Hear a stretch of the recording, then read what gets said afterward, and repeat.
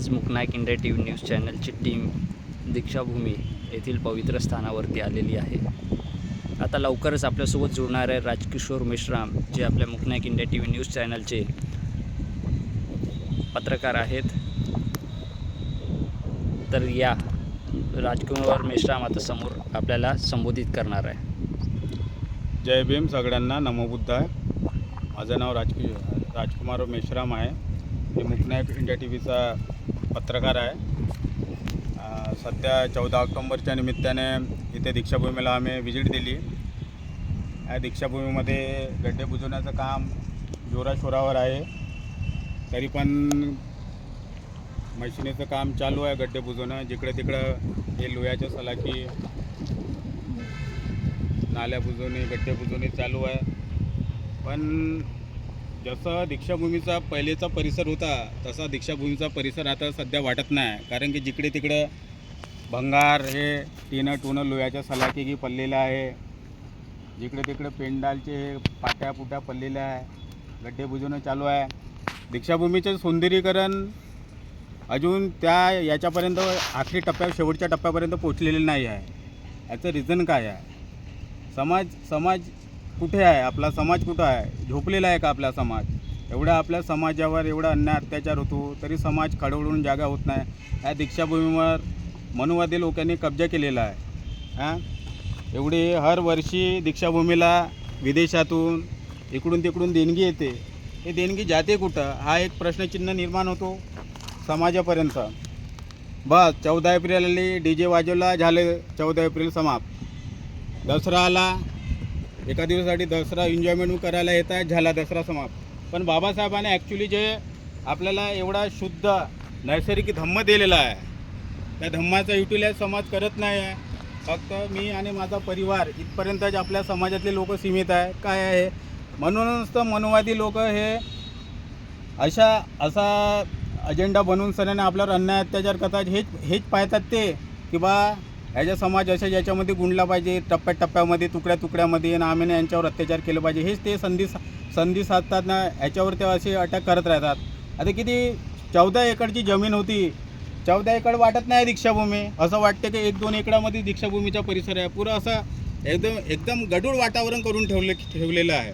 तर कुठं गेला समाज? आपल्या समाजामध्ये बी जे वैचारिक लोक आहे, विद्वान लोक आहे, IPS, फॉरेनमध्ये बी शिकत आहे, रिसर्च स्टुडंट आहे, IT सेक्शनमधले बी लोक आहे, विद्वान लोक आहे, इंटेलेक्च्युअल लोक आहे, ते का करत आहे? झोपी गेले आहे का ते?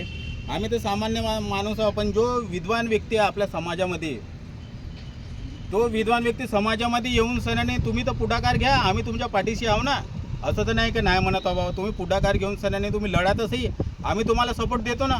पण तसंही नाही, बस माझा परिवार, माझी मुलगी, माझी बायको झालं, आम्हाला समाजाशी काय घेणं देणं नाही, आम्हाला बाबासाहेबांशी काय घेणं देणं नाही। इलेक्शन आले, वेगवेगळे अजेंडे काढून टाकतात। कितीतरी अशी हे आहे, कितीतरी हंगामे चालू आहे, बेरोजगारी, याच्यावर कोणी काहीच बोलत नाही। बस धार्मिक मुद्दे, हे ते, कितीतरी बलात्कार हे होत आहे, कितीतरी दंगे होत आहे, त्याच्यावर कोणीच काय बोलत नाही। पुरा माइंड डिस्टर्ब करून टाकला आहे, पुरा वातावरण गडूळ केलं आहे। आणि हे दीक्षाभूमी तर अशी झालेली आहे, आता तर दीक्षाभूमीमध्ये यायची इच्छा नाही होत आहे। एवढं म्हणजे बेकार दीक्षाभूमीची हालत करून ठेवली आहे यांनी।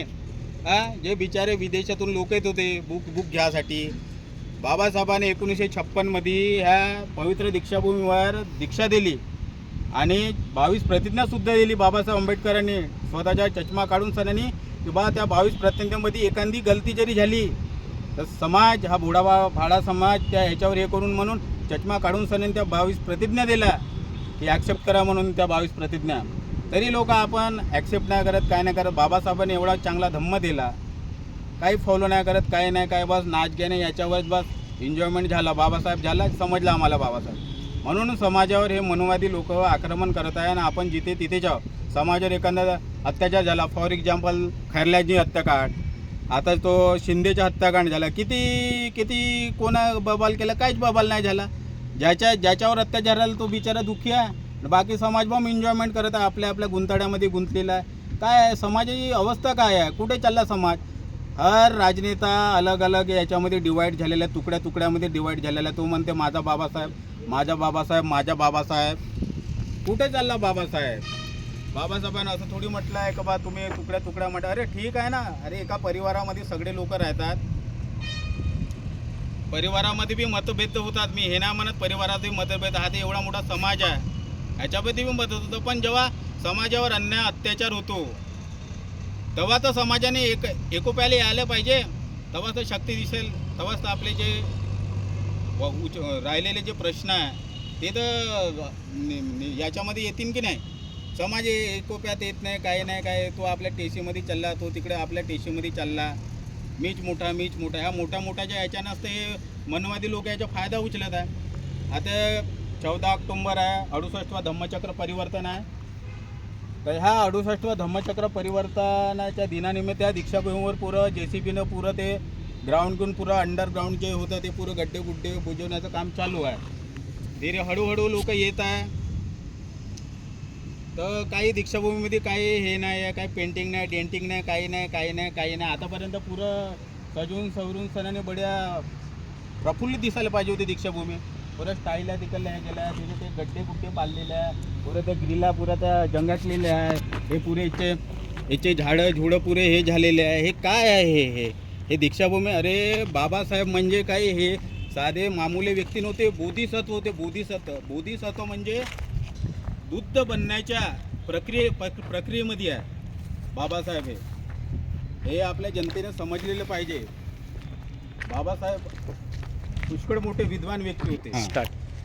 इथं हे इथचं पुरं खोदकाम केलेलं आहे. हे कसं पुरं एकदम कसं करून ठेवलं आहे, याची हालत बघून घ्या तुम्ही, कसं करून ठेवलं आहे. एवढा पैसा जो डोनेट येते तो कुठं गेलेला आहे एवढा पैसा? हा काही नाही. कोणी जर एखादा विदेशी फॉरेनर आला आणि त्याने बघितलं की ह्या विद्वान बाबासाहेब आंबेडकरच्या दीक्षाभूमीची अशी बेकार हालत झाली आहे, तर त्याला तो मॅसेज तिथे विदेशामध्ये जाईल तर कसा तिकडे हे पडेल, इम्प्रेशन कसा पडेल? पुरं तिकडे पुरं भंगारचे हे पडल्या, सजावट नाही, काही नाही. पुरे एकदम बेकार गडूळ गंदगीवाने दिसत आहे. इकडे टिनाचे टपरं हे पडलेले आहे, काही ढंग नाही. पुऱ्या स्टाईला फुटलेल्या आहे. ह्या इकडं माती आहे, तिथं ते आहे. पुरं त्या लोह्याच्या त्या ग्रिलेला पडलेलं आहे ना बाबासाहेबाच्या पाठी फुटताट झालेला आहे.